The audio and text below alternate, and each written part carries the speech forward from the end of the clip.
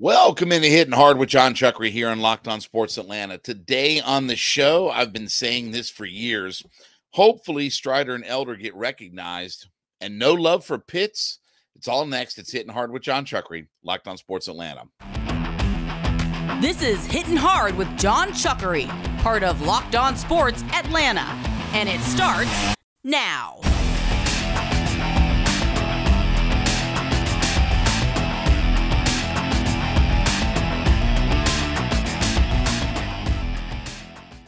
Hitting Hard is part of the Locked On Podcast Network, your team every day. We ask you to subscribe or follow for free on YouTube or wherever you listen to your podcasts and get the latest episodes of Hitting Hard as soon as they become available. Check us out on the Sirius XM app as well, and give me a follow on my personal Twitter page at JMCH316. So I came across a stat yesterday that was disturbing and frustrating and all those different kinds of things related to the Atlanta Falcons. The last 3 years, 2022, 2021, and the pandemic year of 2020, the Falcons have combined to accumulate 68 sacks. 68 sacks over that 3-year period of time. The Philadelphia Eagles, in one season last year, accumulated 70 sacks. We've had a 3-year run where we've accumulated 68. They accumulated 70 sacks. Where'd the Eagles end up last year? I can't remember. Oh, yeah, that's right. They were in the Super Bowl, right? Josh Kendall of The Athletic, Falcons reporter, was on with our afternoon show with Dukes and Bell yesterday. And he had a specific quote about the idea of sacks and their importance and this, then, the other. And he said, basically, and I'm paraphrasing, but it's pretty close to the exact words. When you look at the advanced metrics, you start to realize how important sacks are in today's game. Let me repeat that. When you look at the advanced metrics, you realize how important that sacks are. And obviously, this is a team that has to accumulate it. Now, when I heard the clip, and I played the clip on my radio show last night, it just frustrated me. It really did. And not because Josh isn't right. He's 100% right. And I've been preaching this for years now. You know, it's not hard to understand why the Falcons haven't been good, haven't won, haven't been to the playoffs since 2017 in a sport where everybody goes from zero to hero in an instant. You go from the Jacksonville Jaguars with Urban Meyer and all of that debacle and all of that drama, and then they go the next year and they win their division. It's all set up for the league to do that. But you have to do certain fundamental things. And when you can't sack the quarterback, you know, we sit around and wonder, well, why aren't we winning? Why don't we win more? Because you don't influence the game where it's most important. You can spin all these narratives, and I'm getting frustrated just sitting here talking about it. Because when you look at, again, I've given you every stat imaginable. I've given you every number imaginable to show you what sacks mean in the NFL. The last 14 Super Bowl participants have averaged 43.5 sacks. Super Bowl participants. That means both teams that are in the Super Bowl. 43.5 sacks over the last 14 teams. Since 2016, 70% of the playoff teams have had 38 or more sacks. And on and on and on and on and on. Number after number after number, all the trends and all of the analytics and all of this stuff. Because that's the thing you have to do in the NFL. It's not a hard concept. You have to put pressure on the quarterback, put him on the ground. Because quarterbacks are going to throw it 600 times. We may not throw it 600 times, but most quarterbacks around the league are going to throw it 600 times. You know, it's a passing league. You're seeing all the pass records fall. Everybody's throwing for 5,000 yards, 4,000 yards. Matt Hasselbeck has been a 4,000-yard quarterback. Guys are setting records every year. Receivers are getting paid big-time money. Why? Because they put up huge numbers. Stephon Diggs and Tyreek Hill. And as the importance and value of running backs is diminished, pass protection, passing offense, passing wide receiver, all of that's gone up. And yet we wonder why that we can't figure out a way to win. We wonder why that, well, I don't understand. Because you can't do the thing that influences it. You think it's pure coincidence?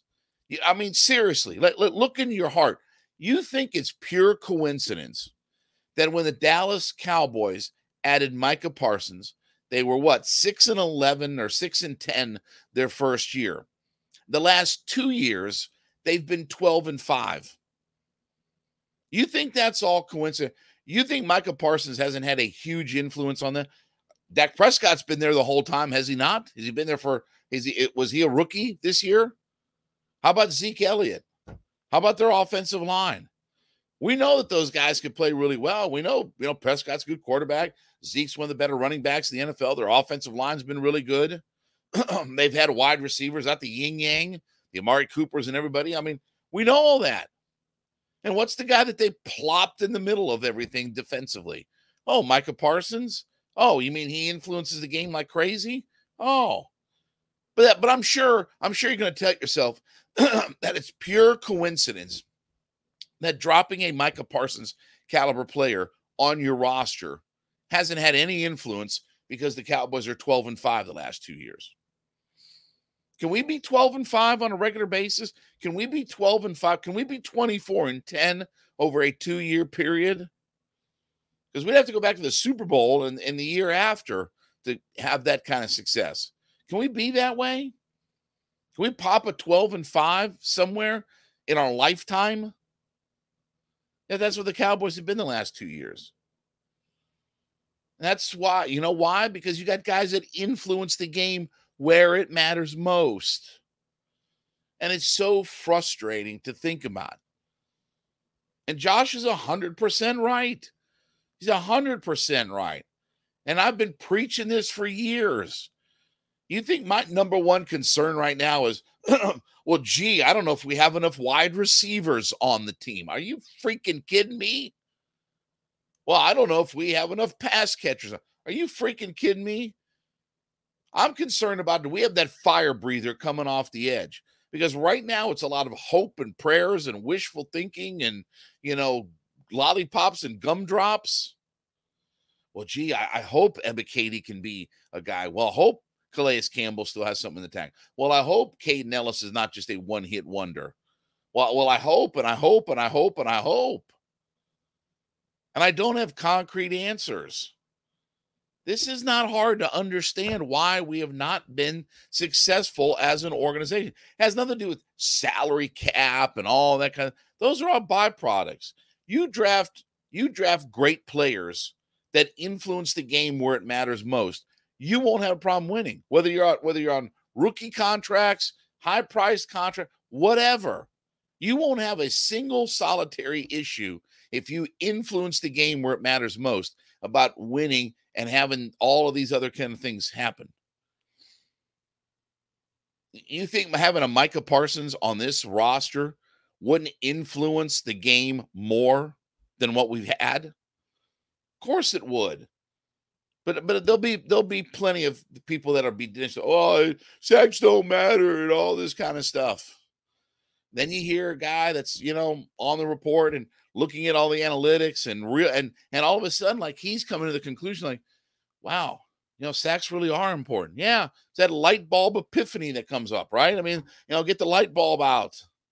It's the epiphany that comes along with it. Except I've known it for years, talked about it for years, broken down all the numbers for years and years and years and years. And it's the thing that I concern myself with most because, again, when you look at this football team, you can miss me with, we don't have enough wide receivers and all that stuff. I'm watching about whether or not I've got a fire breather coming off the edge. I'm worried about whether or not, if we start to throw the football more, is Caleb McGarry going to get exposed? That's the things I'm watching for. I'm not watching for how many passes Bijan Robinson is going to catch out of the backfield. He ain't going to have a big influence if our quarterback's, looking at his ear hole on every play because we can't pass protect. And it's not going to matter very much about how good Jeff Okudah and A.J. Terrell and all that kind of stuff are if we end up with another 19-sack season.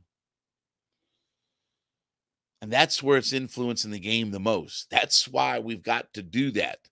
So Josh is 100% right when he talks about this. Except that he, again, he's maybe a day late and a dollar short on all of it. But when you do look at the advanced metrics and all the different things you can look at, sacks are a critical part of what you do in today's NFL game. All right, this episode is brought to you by FanDuel. Listen, as we're headed to the halfway point, we're just about there at the halfway point of the Major League Baseball season. FanDuel's got you covered where if you're a new customer to FanDuel, you can go to FanDuel.com/lockedon and claim your no-sweat first bet where you can get as much as $1,000 in bonus bets if your first bet doesn't win. So FanDuel is super safe, easy to use, secure. You can also bet on everything from point spreads to money lines to prop bets. How many home runs is Aaron Judge going to hit? Whatever. FanDuel's got you covered all the way around. And as a new customer to FanDuel.com/lockedon, that's FanDuel.com/lockedon, LOCKEDON. You can go in and claim your no sweat first bet where if your first bet doesn't win, you get as much as $1,000 in bonus bets. That's $1,000 in bonus bets if your first bet doesn't win. FanDuel.com/lockedon is the place to sign up. FanDuel.com/LOCKEDON. Sign up today. FanDuel's the official partner of Major League Baseball. Major League Baseball trademarks used with permission.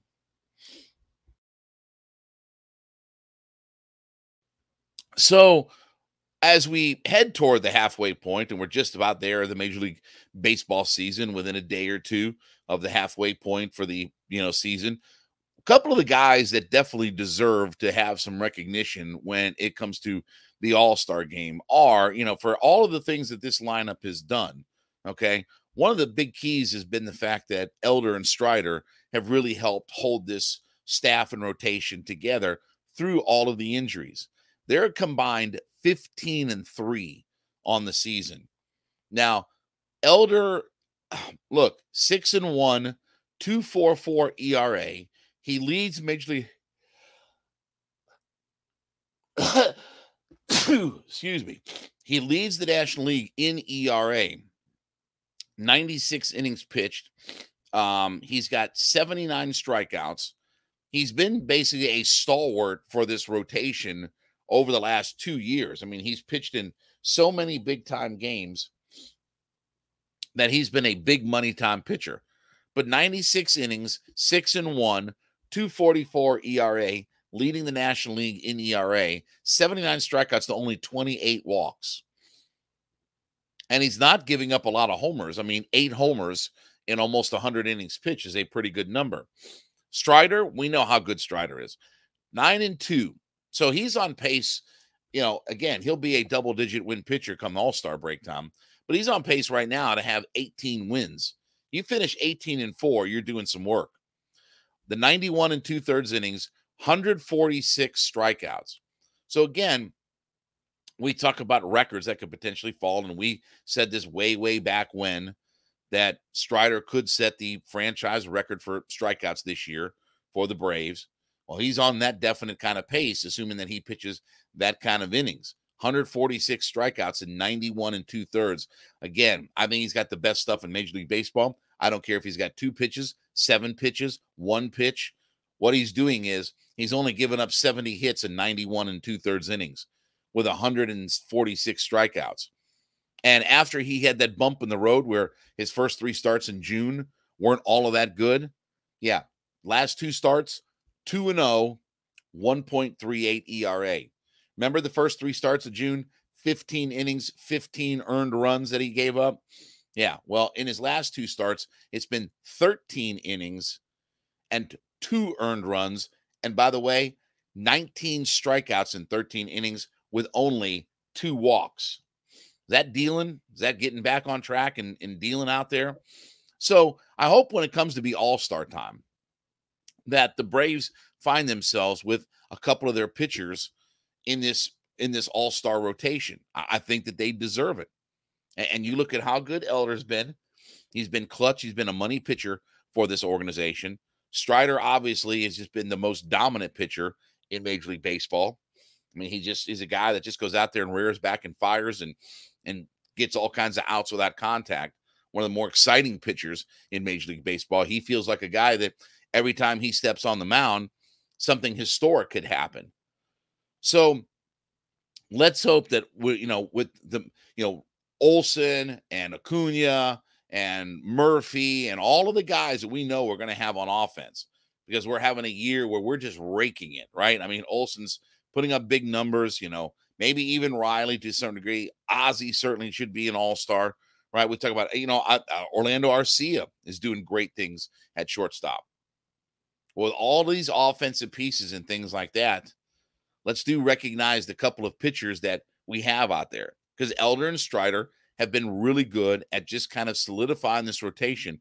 And I keep saying that if they can find a fourth guy to just get them through, somebody that's a fourth guy that can just give them some consistently good starts, whether that's Michael Soroka or somebody else, one of the rookie or, young guys or whatever like that, if they can just find that fourth starter, they can hang in there until Fried and Wright find their way back.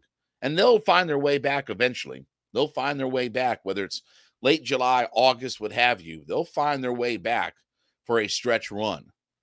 But if we just continue, and by the way, again, I said it the other day, this division's over. You look at how bad the Mets and Phillies are. They ain't overtaking the Braves. The Mets and the Mets and Marlins were 7-3 over their last 10 games, and they actually lost 2 games in the division. They were 7-3, and yet the Braves were 9-1 over their last 10. And the Braves just keep on winning series. Braves just took, again, beat the Minnesota Twins last night.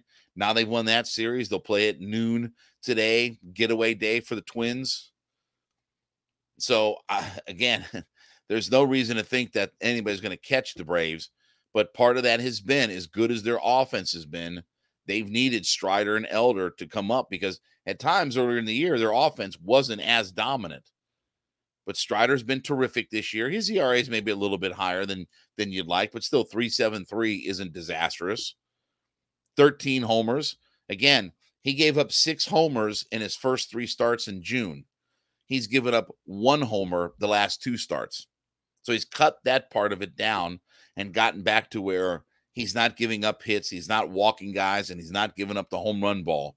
So he had that little bump in the road for the first part of June, but he's corrected that over the last 2 starts with a 1.38 ERA and 19 strikeouts in 13 innings. And Elder's been consistently good all year long. Forget his record. I mean, again, 6-1 still isn't anything to, slough off, but obviously some of that gets influenced by what the offense does and different things like that. But 96 innings, almost, through the halfway point, 100, going to be on pace for 180, 190 innings, only 8 homers that he's given up, a solid 79 strikeouts, where he's averaging 7.4 strikeouts per 9 innings. Let's recognize those guys, because they've done some work as well. For all the good that their offense has done, they've done some work as well. All right, we remind you as you listen to Hittin' Hard to go into whatever podcast platform that you're listening on and let us know that you're an everyday listener to the program. What I call them our everyday or so. We thank you so much for being a part of our show and of our community. So leave us a comment that you're an everyday listener to the program. No love for Pitts? Well, Tyler Sullivan, who is I guess he's a football writer, fantasy football writer for CBS Sports. He's been going through and ranking all of his different positional groups or, such. And he ranks the top 10 tight ends of 2023. Now, look, no surprise that, again, a Travis Kelce is sitting at number 1. I think he deserves every bit of that. He's been the best tight end. He plays for the best team in the NFL. No problem there. George Kittle at number 2. Got no problem with that. Plays for one of the other best teams in the NFL. Clutch player. Does everything. Last year, I know another 11 touchdown season for him. Even on 765 yards and 60 catches, 11 of those went for touchdowns. You get 11 catches, you get 11 touchdowns and 60 catches, you're doing some work. Mark Andrews at 3, got no problem with that. Dallas Goedert at 4, okay, maybe. TJ Hawkinson at 5, okay. We haven't heard our guy yet. Darren Waller at 6. All right, didn't have a great year last year, but again, he's been a 1,100 yard receiver over the last couple of years. Pat Freiermuth from the Steelers at number 7. Okay, David Njoku at number 8. Okay, I haven't heard my guy yet. Dalton Schultz at 9, and coming in at number 10 on Tyler Sullivan's list is Kyle Pitts. Here's what he has to say about Pitts. Kyle Pitts was one of the more frustrating players to try and place on this list. From a talent standpoint, he's among the very best at the position and probably should be higher than 10. He was impressive as a rookie and put together a 1,000-yard season out of the gate. But Pitts has gone downhill since, so we'll settle on just sneaking him in here. He played 10 games last season before suffering a season-ending knee injury, but the games he did take part in didn't leave much to get excited about. Atlanta's offense didn't feature him as a primary weapon, and he had just 28 receptions while averaging 35.6 yards per game. He also caught just 47.5% of his targets. Again, that may speak to the Falcons' approach last season offensively more than Pitt's ability. And they talk about Desmond Ridder and all this good kind of stuff. So is that fair? Here's the thing. Do I think that Kyle Pitts is only the 10th best wide receiver in the NFL? No, I don't think. I think he's a much higher wide receiver. Do I put him over Travis Kelce or George Kittle? Absolutely not. Maybe not even over Mark Andrews. His production has not been there. And no matter what the reasons are, okay, whether it's bad quarterback play with Marcus Mariota or what have you, again, he's a guy that, if nothing else, he's a guy that should be being used in the red zone to score touchdowns. Well, they double team him. You don't think people double team Travis Kelce and everybody else? Yet Andy Reid always finds a way to scheme him wide open. Come on, folks. These excuses about, well, they double team. Again, every top tier player, when they get down deep in the red zone, is getting double teamed. You don't think teams look around and say, let's see my notes, oh, Julio Jones, I don't know how much, is he any good? I don't know if he's any good or not. Maybe we'll put 2 guys on him for whatever. Of course, every team in the league does all this. I think the Falcons are unique that they have their best pass catcher being double teamed. I think that makes them a unique franchise in the NFL.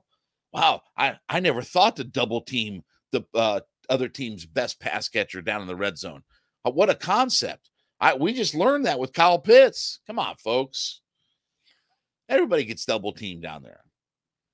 But it has been a very underwhelming first couple of years for Kyle Pitts. Yeah, the injuries have played a part in it. Yeah, his quarterback play has played a part in it. And that's why I'm willing to forget all of that and the fact that we didn't draft Micah Parsons and, have a game record on defense for the next decade. A side note from what we talked about first. But again, it's been very underwhelming. So I'll put all that aside to say that, okay, now with Desmond Ridder, now with all the offensive weapons, now with all the offensive personnel, now with our top tier offensive line, this has to be a year where Pitts is healthy and he breaks out. And how many times have I preached this about the idea of Kyle Pitts has got to be a 100 catch, 1,400 yard, dozen touchdown kind of player, or his influence isn't going to be that great. You think his influence has been much? You think his influence has been all that impactful when 1,076 yards or whatever? Great. That's great. We've been a 20-loss team the last 2 years. How much influence has he had? Come on, folks. I like Kyle Pitts, but, at some point, somebody's got to stand up here and say, wait a second, what exactly are we doing? Like, how are we not featuring this guy? You can't tell me somebody's a unicorn And then Michael Pruitt's going and catching twice as many touchdown passes as he is. Come on, folks. Again, we've got to have him influence the game. I think he deserves to be higher on the list, but he ain't no Travis Kelce. Yeah, athletically and talent-wise, he may be every bit or more than Travis Kelce. But you know what matters? What's your production on the football field? What am I seeing every Sunday out of you? And again, I know injuries have played a part. Obviously, the quarterback has played a part. But again, this has to be the year that Kyle Pitts breaks out and has that big season. This has to be his Travis Kelce year. Everything's falling in place for this to be a big year for Kyle Pitts. Let's hope all of that happens, and let's hope that we see the best and we see that unicorn that we drafted at number 4. I have my doubts and reservations, as always, because guess what? I'm the only one who questions things around here. I don't blind loyal fandom to everything. I question things about why are we not good? Why are we not winning more? We'll see what happens, but obviously Pitts needs to be on track for a big year, but I definitely think he deserves to be higher up on Tyler Sullivan's list. All right, well, thank you so much for making Hittin' Hard your first listen. Make sure you go into whatever podcast platform that you're listening on and let us know that you're an everyday listener to the program. What I call them our everydayers. So we thank you so much for being a part of our community and being on this journey and this ride with us here over, since April of last year. You can subscribe or follow for free on YouTube or wherever you listen to your podcasts. Get the latest episodes of Hittin' Hard as soon as they become available. Also, check us out on the Sirius XM app as well. And follow me on my personal Twitter page at JMCH316. Back with you tomorrow. This has been Hittin' Hard with Jon Chuckery, Locked on Sports Atlanta.